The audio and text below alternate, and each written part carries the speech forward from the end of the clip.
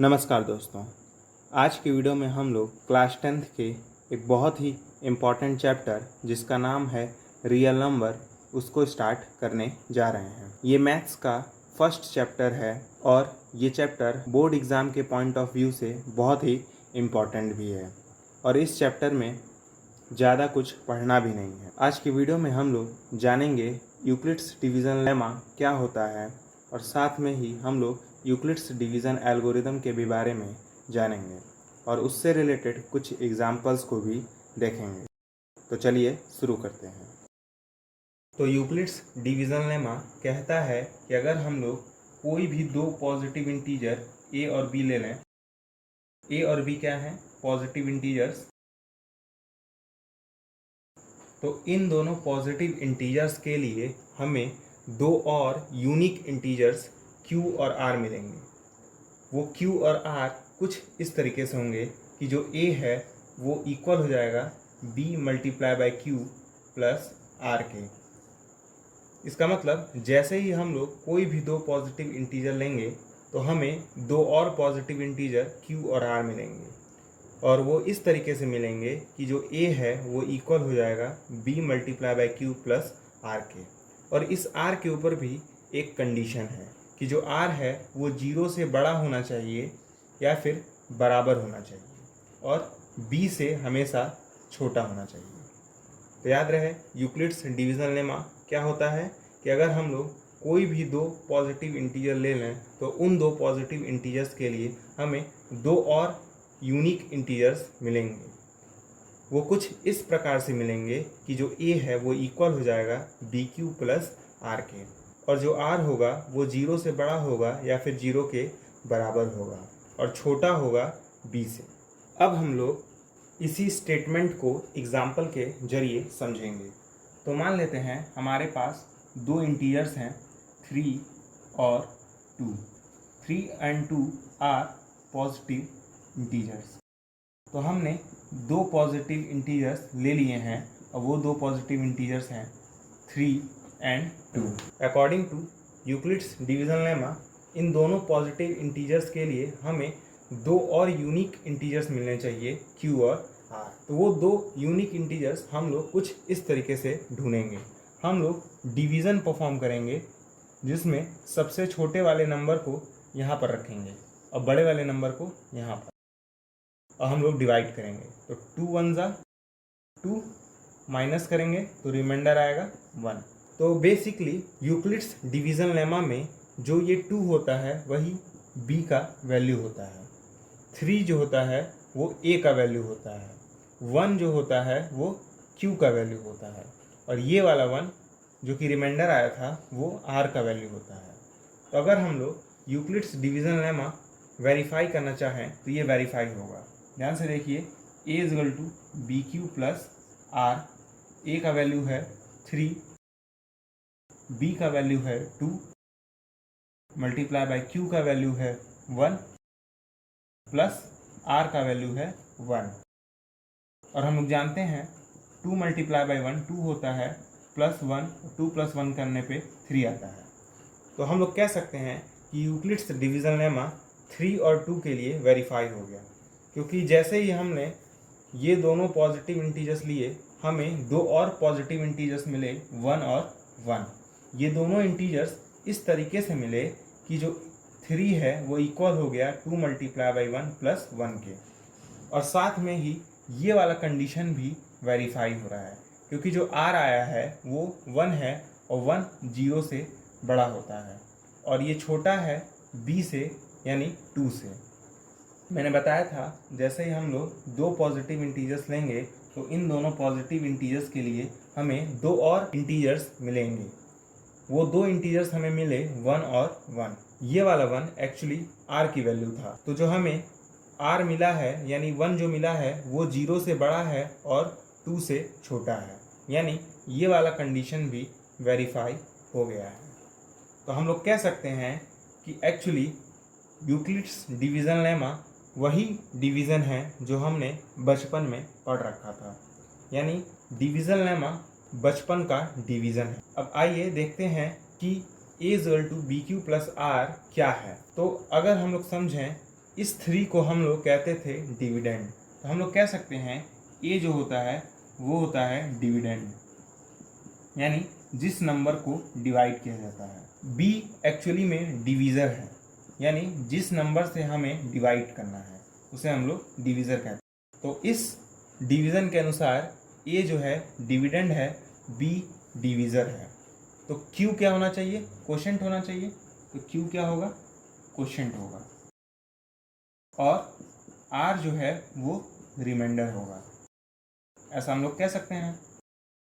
और हमने बचपन में एक फॉर्मूला पढ़ रखा था, वो फॉर्मूला था dividend is equal to divisor multiply by quotient plus remainder. तो एक्चुअली में डिविडेंड ए था, बीच में इक्वल डिवीज़र बी था, मल्टीप्लाई बाई कोशेंट क्यू। तो इस कोशेंट की जगह क्यू रख दिया हमने, फिर बीच में प्लस रिमाइंडर आर। और यही यूक्लिड्स डिवीज़न लेमा है टुगेदर विथ दिस कंडीशन। तो बेसिकली हम लोग कह सकते हैं यूक्लिड्स डिवीज़न लेमा वही डिवीज़न है जो हमने बचपन में पढ़ रखा था। बस यहाँ पे हमें डिवीज़न को एक स्टेटमेंट के फॉर्म में लिखना है और इसी स्टेटमेंट को हम लोग एल्गोरिदम कहते हैं। अब हम लोग यूक्लिड्स डिवीज़न लेमा से रिलेटेड कुछ और एग्जांपल्स को देखेंगे।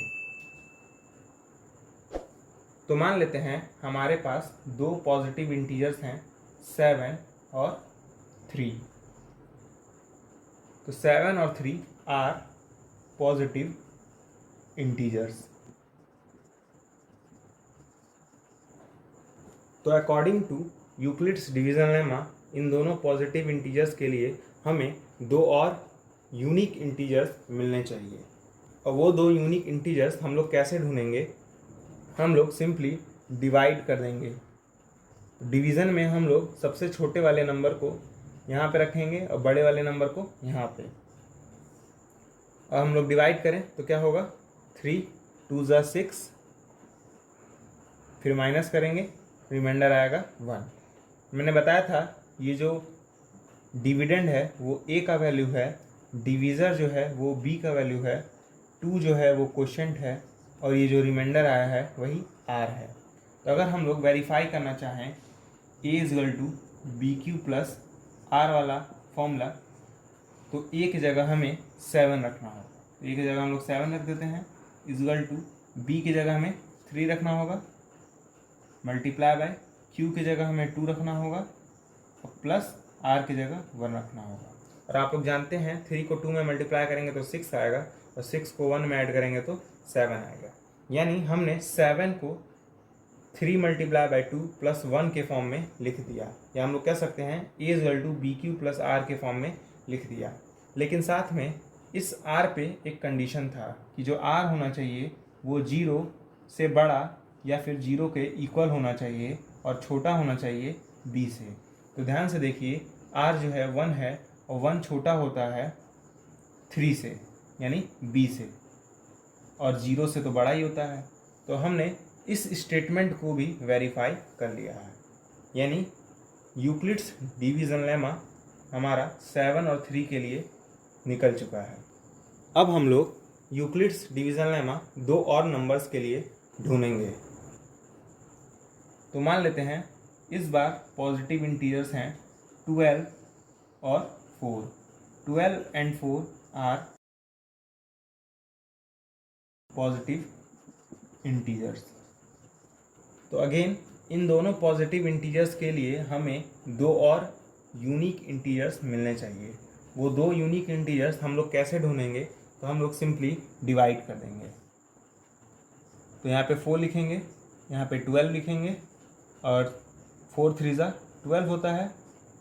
तो इस बार माइनस करने पे रिमाइंडर क्या आएगा? 0 आएगा।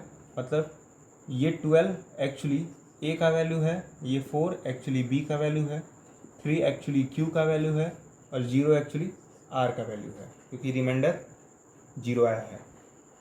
तो हम लोग अगेन इस फॉर्मूले को वेरीफाई करेंगे, A is equal to B Q plus R, और आर जो होना चाहिए वो 0 से बड़ा या 0 के इक्वल होना चाहिए और छोटा होना चाहिए b से। तो देखते हैं यूक्लिड्स डिवीज़न लेमा 12 और 4 के लिए वेरीफाई कर रहा है कि नहीं कर रहा है। तो ए की जगह हमें क्या रखना है 12, तो ए की जगह हमने 12 रख दिया इजगल टू बी की जगह हमें क्या रखना है 4, तो बी की जगह हमने 4 रख दिया मल्टीप्लाई बाय क्यू की जगह हमें क्या रखना है 3, तो क्यू की जगह हमने 3 रख दिया, फिर बीच में प्लस आर की जगह हमें क्या रखना है 0, तो आर की जगह हमने 0 रख दिया। और हम देख सकते हैं कि जो हमारा रिमाइंडर आया है वो 0 आया है, और 0 इक्वल होता है 0 के और छोटा होता है 4 से यानी b से। तो मैंने बताया था रिमाइंडर जो आता है वो 0 के इक्वल हो सकता है, लेकिन b से हमेशा छोटा होना चाहिए, यानी 4 से हमेशा छोटा होना चाहिए। तो हमारा यूक्लिड्स डिवीजन लेमा 12 और 4 के लिए भी वेरीफाई हो गया है। तो मैं कह सकता हूँ अगर मैं आपको कोई भी दो पॉजिटिव इंटीजर्स दूँ तो आप लोग उन दोनों पॉजिटिव इंटीजर्स के लिए यूक्लिड्स डिवीज़न लेमा लिख पाएंगे। तो अब हम लोग किसी भी डिवीज़न को यूक्लिड्स डिवीज़न लेमा में बदलना सीखेंगे। तो सबसे पहले हम लोग इस डिवीज़न को यूक्लिड्स डिवीज़न लेमा में बदलेंगे। तो इसके लिए सबसे पहले हम लोग 37 को 7 से डिवाइड करेंगे। तो कैसे डिवाइड करना है हम लोग जानते हैं 7 5 35 होता है। हम लोग यहाँ पे 35 लिखेंगे, माइनस करेंगे, रिमाइंडर क्या आएगा 2, और हम लोग जानते हैं ये 37 एक्चुअली ए का वैल्यू है, 5 एक्चुअली क्यू का वैल्यू है, और 7 बी का वैल्यू है, और ये जो 2 आया है वो रिमाइंडर है और ये आर के इक्वल होगा। और हम लोग जानते हैं ए इक्वल टू क्या होता है बी क्यू प्लस आर, और जो आर होता है वो 0 से बड़ा होता है या बराबर होता है 0 के और छोटा होता है बी से। तो हम लोग ए की जगह 37 लिखेंगे, तो ए की जगह हमने 37 लिख दिया है इक्वल टू बी की जगह हम लोग 7 लिखेंगे, तो बी की जगह हमने 7 लिख दिया है। क्यू की जगह हम लोग 5 लिखेंगे क्योंकि क्यू का वैल्यू क्या है 5 है, फिर बीच में प्लस आर का वैल्यू क्या है 2 है, तो इस आर की जगह हमने 2 रख दिया। और हम लोग देख रहे हैं जो ये रिमाइंडर 2 आया है वो 0 से बड़ा है और छोटा है b से। b कितना था 7, यानी 2 7 से छोटा होता है और 0 से बड़ा होता है, ऐसा हम लोग जानते हैं। तो हम लोगों ने इस डिवीज़न को यूक्लिड्स डिवीज़न लेमा में बदल दिया है। तो अब हम लोग एक और डिवीज़न को यूक्लिड्स डिवीज़न लेमा में बदलेंगे। अब हम लोग इस डिवीज़न को यूक्लिड्स डिवीज़न लेमा में बदलेंगे। तो कैसे करते हैं हम लोग 8 4 32, और इस बार माइनस करने पे रिमाइंडर क्या आएगा 0। ये जो 32 है वो एक्चुअली ए का वैल्यू है, ये 4 एक्चुअली क्यू का वैल्यू है, ये 8 एक्चुअली बी का वैल्यू है, और ये 0 आर का वैल्यू है।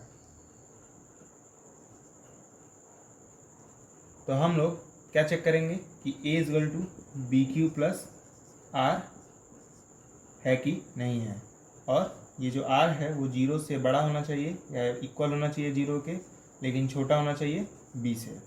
तो ए का वैल्यू क्या था 32, तो ए की जगह हम लोग 32 लिख देंगे, इक्वल्स टू बी का वैल्यू क्या था 8, तो बी की जगह हम लोग 8 लिख देंगे, मल्टीप्लाई बाय क्यू का वैल्यू क्या था 4, तो क्यू की जगह 4 लिख देंगे, बीच में प्लस आर की जगह हम लोग 0 लिख देंगे क्योंकि आर 0 के इक्वल आया है।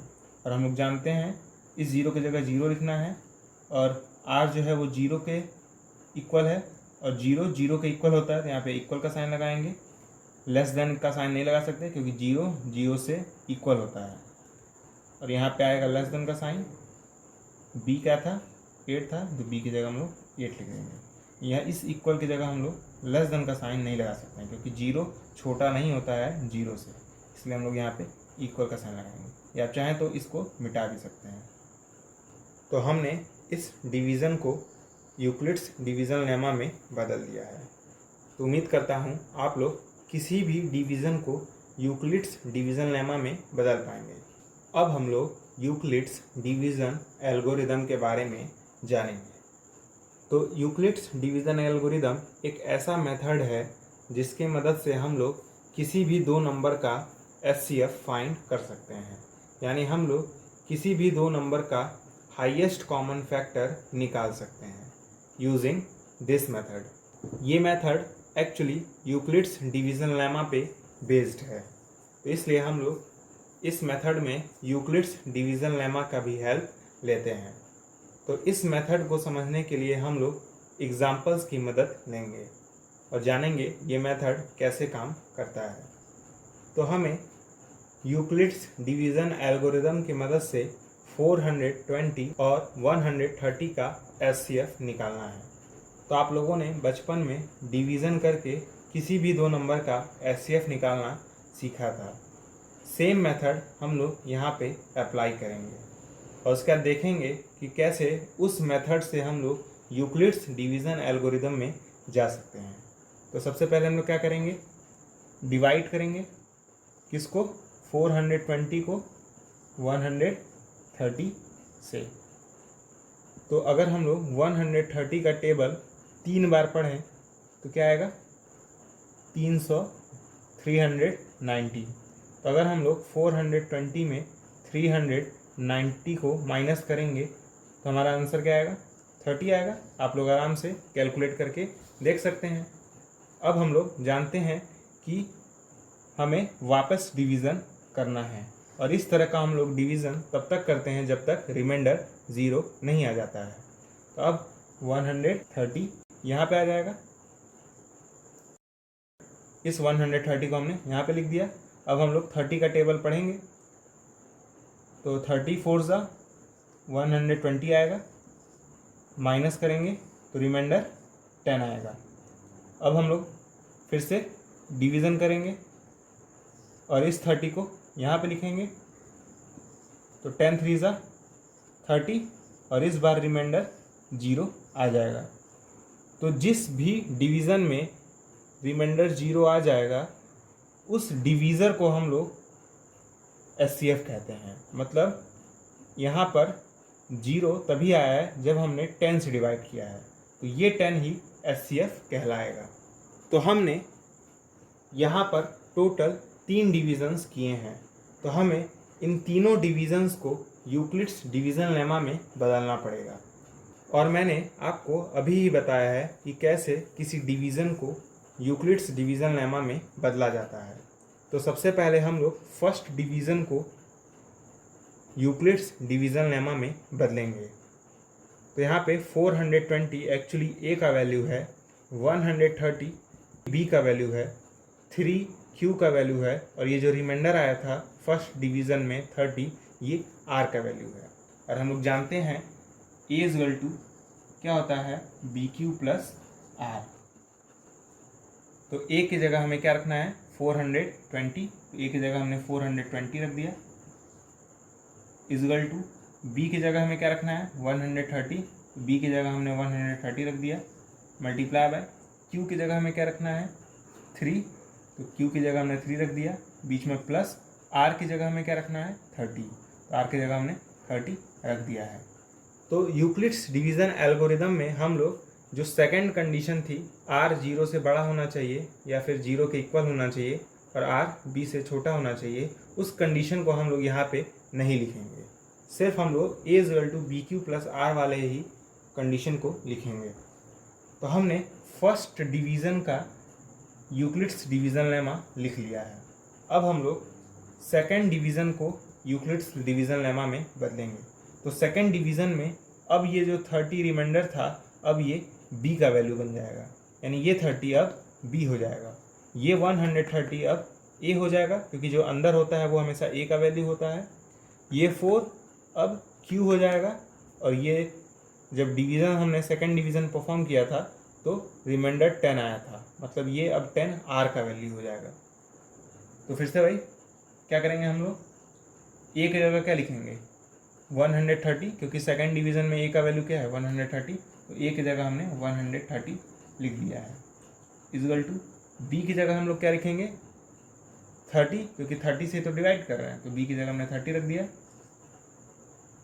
मल्टीप्लाई बाय q की जगह हम लोग क्या लिखेंगे, 4, q की जगह हमने 4 रख दिया, बीच में प्लस, इस r की जगह अब हम लोग क्या लिखेंगे, 10, क्योंकि सेकंड डिवीज़न करते समय रिमाइंडर 10 आया था, तो इस r की जगह हम लोग 10 रखेंगे।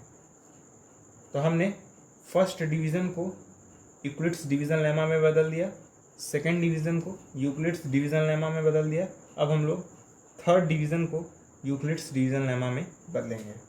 तो इस बार थर्ड डिवीज़न में ये जो 30 है वो ए का वैल्यू हो जाएगा, 10 जो है वो बी का वैल्यू हो जाएगा, 3 क्यू का वैल्यू हो जाएगा और रिमाइंडर जो कि 0 आया है वो आर का वैल्यू हो जाएगा।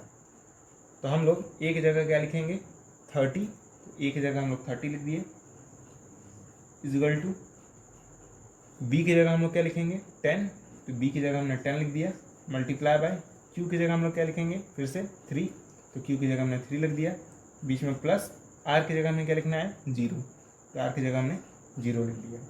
तो मैंने बताया था जिस डिवीज़न को जिस नंबर से डिवाइड करते समय रिमाइंडर 0 आ जाएगा उसी नंबर को हम लोग एचसीएफ कहेंगे। तो यहाँ पे 10 से डिवीज़न करते समय रिमाइंडर 0 आया था, इसलिए 10 जो होगा वो एचसीएफ होगा किसका 420 और 130 का, मतलब ये जो 10 आया है वही एचसीएफ होगा इन दोनों नंबर्स का। तो ध्यान से देखिए हमने पहले क्या किया है, पहले 420 और 130 का एचसीएफ निकाला है जैसे हम लोग बचपन में निकालते थे। फिर हमने एक एक डिवीज़न को यूक्लिड्स डिवीज़न लेमा में बदल दिया है और यही प्रोसेस को हम लोग यूक्लिड्स डिवीज़न एल्गोरिदम कहते हैं। हमें एग्ज़ाम में ये मेथड से एचसीएफ नहीं निकालना है, हमें इस मेथड से एचसीएफ निकालना है। तो याद रहे एग्ज़ाम में आप लोगों को ये मेथड लिखना ही पड़ेगा, अगर आप लोग सिर्फ ये मेथड लिखेंगे तो नंबर नहीं मिलेगा, क्योंकि ये बचपन में हम लोग जो सीखते थे वो तरीका है और ये क्लास 10th का मेथड है। तो मैंने आपको तरीका बताया कि कैसे बचपन वाले तरीके से आज वाले तरीके में जा सकते हैं। तो अब हम लोग सेकंड क्वेश्चन सॉल्व करेंगे। इस क्वेश्चन में हमें 25 और 85 का एचसीएफ निकालना है यूजिंग यूक्लिड्स डिवीज़न एल्गोरिदम। तो सबसे पहले हम लोग क्या करेंगे, बचपन वाले तरीके से एचसीएफ को निकालेंगे। तो बचपन में हम लोग एचसीएफ कैसे निकालते थे, डिवीज़न करके। तो इस डिवीज़न में हम लोग 85 को यहाँ पे लिखेंगे और 25 को यहाँ पे। तो 25 का टेबल अगर हम लोग 3 बार पढ़ें तो क्या आएगा 75, और हम लोग अगर 85 को 75 से माइनस करेंगे तो क्या आएगा 10 आएगा। तो क्योंकि रिमाइंडर 0 नहीं आया है तो हमें एक बार और डिवीज़न करना होगा। तो इस बार डिवीज़न में 25 बीच में आएगा, फिर 10 का टेबल हम लोग 2 टाइम्स पढ़ेंगे तो 20 आएगा, माइनस करेंगे तो रिमाइंडर 5 आएगा। इस बार भी रिमाइंडर 0 नहीं आया है तो फिर से हम लोग डिवाइड करेंगे। तो इस बार डिवीज़न में ये 10 बीच में आ जाएगा। अगर हम लोग 5 का टेबल 2 टाइम्स पढ़ें तो 10 आ जाएगा और माइनस करेंगे तो रिमाइंडर 0 आ जाएगा। तो याद रहे जिस नंबर से डिवाइड करते समय रिमाइंडर 0 आ जाएगा उसी नंबर को हम लोग एचसीएफ कहेंगे। तो 5 से डिवीज़न करते समय रिमाइंडर 0 आया है, इसलिए 5 ही क्या होगा एचसीएफ होगा। अब हम लोग इस डिवीज़न्स को यूक्लिड्स डिवीज़न लेमा में बदलेंगे। तो यूक्लिड्स डिवीज़न लेमा क्या था, A equal to B Q plus R. तो फर्स्ट डिवीज़न को हम लोग यूक्लिड्स डिवीज़न लेमा में बदलेंगे। तो फर्स्ट डिवीज़न में 85 ए था, 25 बी था, 3 क्यू था और ये 10 रिमाइंडर था फर्स्ट डिवीज़न करते समय। तो ए की जगह हम लोग 85 रख देंगे इक्वल्स टू बी की जगह हम लोग 25 रख देंगे, मल्टीप्लाई बाय क्यू की जगह हम लोग 3 रख देंगे, बीच में प्लस आर की जगह हम लोग 10 रख देंगे। तो हमने फर्स्ट डिवीज़न को यूक्लिड्स डिवीज़न लेमा में बदल दिया है। अब हम लोग सेकंड डिवीज़न को यूक्लिड्स डिवीज़न लेमा में बदलेंगे। तो सेकंड डिवीज़न करते समय ए का वैल्यू 25 था, बी का वैल्यू 10 था, क्यू का वैल्यू 2 था और आर का वैल्यू 5 था। तो हम लोग ए की जगह क्या लिखेंगे 25,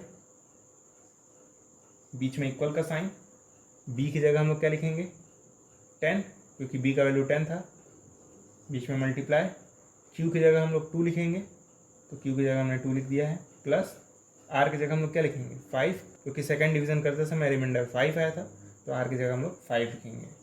तो हमने सेकेंड डिवीज़न को भी यूक्लिड्स डिवीज़न लेमा में बदल दिया है। अब हम लोग थर्ड डिवीज़न को यूक्लिड्स डिवीज़न लेमा में बदलेंगे। तो इस बार थर्ड डिवीज़न में तो ये 10 A का वैल्यू हो गया, B का वैल्यू क्या है 5, क्योंकि 5 से डिवाइड कर रहे हैं, Q का वैल्यू क्या है 2 और R का वैल्यू क्या है 0। तो A की जगह हम लोग 10 रख देंगे, इक्वल्स टू B की जगह हम लोग 5 रख देंगे, मल्टीप्लाई बाय Q की जगह हम लोग 2 रख देंगे, तो Q की जगह हमने 2 रख दिया है, बीच में प्लस, R की जगह हम लोग 0 रख देंगे, तो R की जगह हमने 0 रख दिया है। और मैंने आपको बताया था जिस नंबर से डिवाइड करते समय रिमाइंडर 0 आ जाएगा उसी नंबर को FCF कहेंगे। तो 5 से डिवाइड करते समय रिमाइंडर 0 आया है, इसलिए 5 ही FCF होगा किसका 25 और 85 का, मतलब यही नंबर FCF कहलाएगा। तो हमने यूक्लिड्स डिवीज़न एल्गोरिदम के मदद से 25 और 85 का FCF निकाला, जो कि आया 5, और यही हमारा आंसर है। तो आज की वीडियो में बस इतना ही। अगले वीडियो में हम लोग आज हमने जो भी पढ़ा है इससे रिलेटेड क्वेश्चंस को सॉल्व करेंगे, और वो क्वेश्चन NCERT बुक से होंगे।